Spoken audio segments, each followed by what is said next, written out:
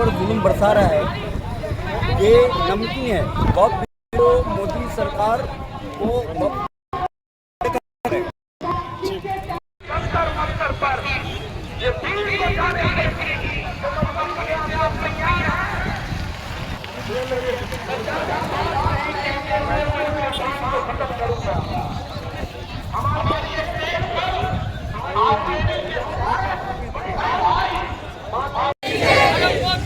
Hitler शाही नहीं चलेगी, नहीं चलेगी। अरे कौन संविधान की रक्षा करेगा? काला कानून वापस लो, काला कानून वापस लो।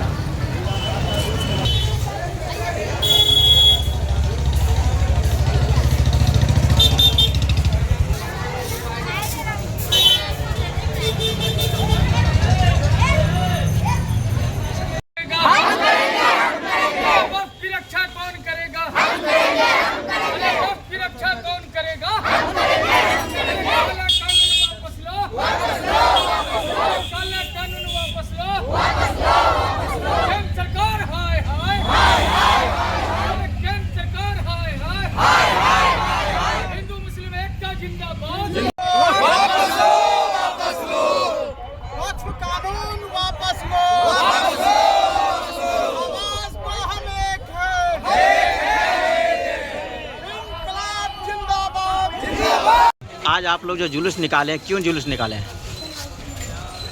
देखिए, भारत सरकार ने वक्फ एक्ट बिल पास किया। ये काला कानून है। संविधान की रक्षा होनी चाहिए, संविधान से छेड़छाड़ नहीं होना चाहिए। हर मजहब को अधिकार है। मठ, मंदिर, शमशान, श्मशान, मस्जिद, कब्रिस्तान, खानकाहें, दरसगाहें, मदरसे, इन सबों के पास वक्फ की प्रॉपर्टी है। केंद्र सरकार पूंजीपतियों को देने के लिए ये वक्फ एक्ट बिल लाया है। इसका हम लोग मधुबनी के सरजमीन से घोर विरोध करते हैं। हम लोगों का मकसद जुलूस निकालना नहीं है। मैं एडमिनिस्ट्रेशन के तमाम हुक्काम का, डीएम साहब, एसडीओ साहब, थाना प्रभारी, एसपी साहब, डीएसपी साहब, सबका शुक्रिया अदा करता हूं कि पूरी मुस्तैदी हर चौक चौराहे पर इन लोगों की है और हम लोगों को सपोर्ट कर रहे हैं। हम लोग मुनज़्ज़म तरीके से हवाई अड्डा जाएंगे। वहाँ बड़े बड़े उलमा का खिताब होगा और भी इंडिया गठबंधन के नेताओं का खिताब होगा और हुकूमत हिंद को यह एहसास कराया जाएगा कि आपने जो ये काला कानून हम पर नाफिज किया है, हम इसको रिजेक्ट करते हैं। इस एक्ट को हम नहीं मानते। आप इस बात को ज़हन में रखिए, क्योंकि मदरसा फलाहुल मुल्क के काजी इमदादुल्ला, मुफ्ती रुहुल्ला, शमसुल भाई, अहमदुल्ला भाई, शहाबुद्दीन भाई, जमील अंसारी, शाहजहां, झुन्ना खान, मिंटू भाई, चांद भाई और रब्बानी भाई, ऐसे तमाम लोग इसमें पेश हैं। फैजी साहब, इंतजार साहब, ये सब लोग पेश हैं।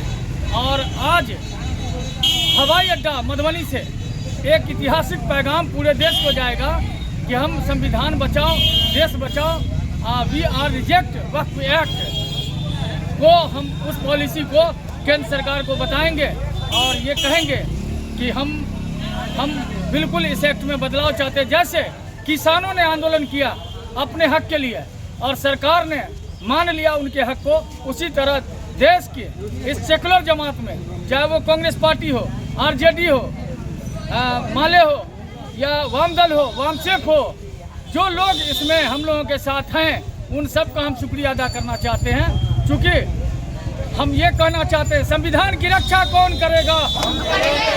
संविधान की रक्षा कौन करेगा? मोदी तेरी हिट। और सबसे पहले चूँकि यहाँ गैर मुस्लिम भाई भी हैं, तो जो मुसलमान हैं वो अल्लाह के हुजूर नियत करें। जो गैर मुस्लिम भाई हैं वो अपने जिसको पूछते हैं वो उनके सामने पूरे इखलास के इकरार करें, अपनी नीयत को ठीक करें, अल्लाह की रजा के लिए करें और इस बात को मान करके करें कि जो आप अहद करने जा रहे हैं उसको आखिर तक निभाएंगे इंशाअल्लाह। तो अब जो मैं कहता हूँ मेरे पीछे दोहराइए, मैं ये अहद करता हूँ कि मैं उस वक्त तक एहतजाज करता रहूंगा जब तक ये काला कानून वापस नहीं लिया जाता। आमीन। अल्लाह आपके इस अहद को कबूल फरमाए। तशरीफ रखिए। आखिर में एक दफ़ा फिर आप तमाम हजरात का बहुत शुक्रिया कि आप लोग इतनी बड़ी तादाद में यहाँ आए, जो हम सबके वहमो गुमान से बाहर थी। आप तमाम लोगों का बहुत बहुत शुक्रिया, और उम्मीद करता हूँ कि इसके साथ इंशाअल्लाह आप लोग इस एहतजाज को बाकी रखेंगे।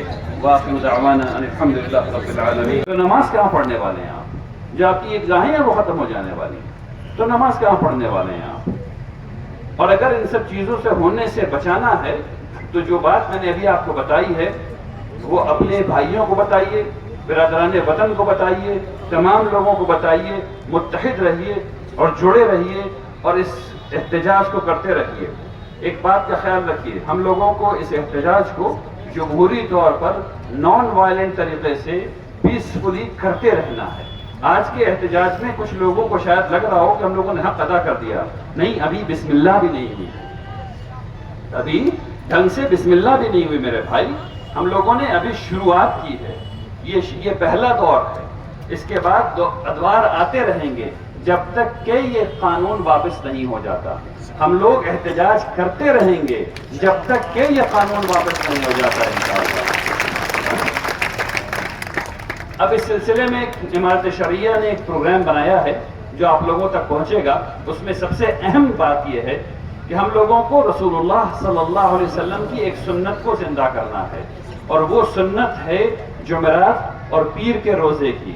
तो अभी सिर्फ जुमेरात के रोजे के बारे में बात कर लेते हैं। हर जुमेरात को हम लोग रोजा रखेंगे ताकि हम लोगों को ईमानी सेहत मिल सके, ताकि हम लोग एहतजाज कर सकें। हर जुमेरात को इंशाअल्लाह करेंगे, रोजा रखेंगे सब लोग इंशाअल्लाह। और उसके साथ साथ उतना ही जरूरी होगा इज्तिमाई इफ्तार। याद रखिए इस बात को, रोजा भी रखना है और इज्तिमाई इफ्तार भी करना है, यानी कि मस्जिद में या खुली जगह इफ्तार करना है, और ताकि वो लोगों को दिखे कि इतने ढेर सारे लोग रोजा रख रहे हैं, कुव्वत आ रही है। आपके जहन में भी रहे कि वक्फ एक चीज है जिसके एहतजाज चल रहा है और उसको इज्तिमाई तौर पे करना है। उसके अलावा हम लोग जुमरात को कुछ करेंगे, जुमा को कुछ करेंगे, शनीचर को कुछ करेंगे और इतवार को कुछ करेंगे।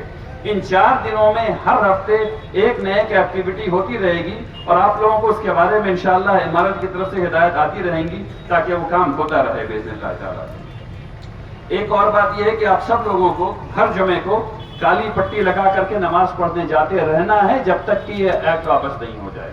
उसको भूलना नहीं है, वो लगा करके रखना है इंशाअल्लाह।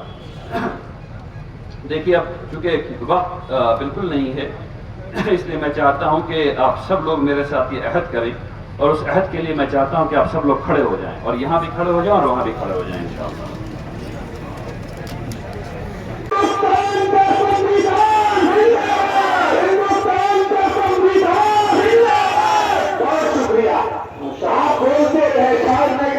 मैं इसलिए जिंदा हूँ कि मैं बोल रहा हूँ, मैं इसलिए जिंदा हूँ कि मैं बोल रहा हूँ। दुनिया किसी गूंगे की कहानी नहीं लिखती है। आपका यहाँ आना, आप सबको सर, आप सबका वजूद, हवाई अड्डा में आपका यहाँ आना हुकूमत हिंद तक ये आवाज जाएगी कि जिला मधुबनी और हिंदुस्तान के बेजूर मुसलमान इस कानून की भरपूर मजम्मत और मुखालफत करता है। आइए इस कड़ी को हम आगे बढ़ाते हैं, और आगे भी जिला अध्यक्ष हमारे दरमियान आदरणीय श्री राम आशीष यादव भी तशरीफ रखते हैं। हम उनसे बहुत अदब के साथ दरखास्त करते हैं, उनसे आग्रह करते हैं कि आप आए और अपनी बात रखें। फिर इस दरखास्त के साथ हमारे आने वाले तमाम वक्ता समय का विशेष ख्याल रखें। इस आदेश के साथ आपको आदरणीय श्री राम आशीष यादव जी आगे भी जिला अध्यक्ष आपसे अपनी बात कर रहे हैं। जो लोग आ रहे हैं जुलूस लेके वो पीछे ही की तरफ रहे, ज्यादा आगे स्टेज के आगे तक न जाए।